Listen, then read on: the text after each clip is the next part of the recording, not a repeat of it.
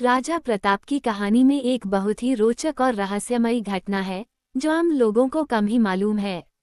ये कहानी है उनके खजाने के बारे में जिसे उन्होंने गुप्त रूप से एक गुफा में छिपाया था।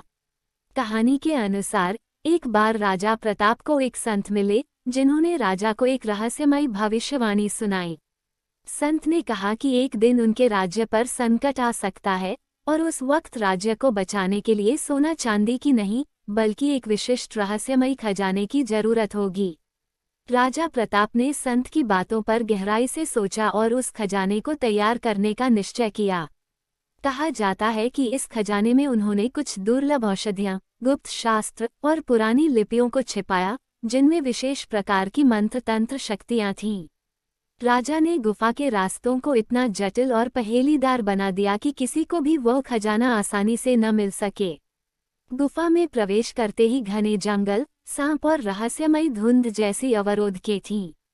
राजा ने इस स्थान को सिर्फ अपने सबसे वफादार सेवकों को ही बताया और उनके साथ वादा लिया कि वे इस खजाने का रहस्य राजा के बाद भी कभी उजागर नहीं करेंगे। राजा के जाने के बाद भी इस खजाने का रहस्य कोई नहीं सुलझा सका। आज भी यह माना जाता है कि यदि कोई सच्चे दिल से गुफा की खोज में निकले तो राजा प्रताप की आत्मा उसे मार्गदर्शन करती है, लेकिन उसके लिए शर्त यही है कि उसे गुफा में राजा की याद में एक दीपक जलाना होगा और पवित्रता का संकल्प लेना होगा।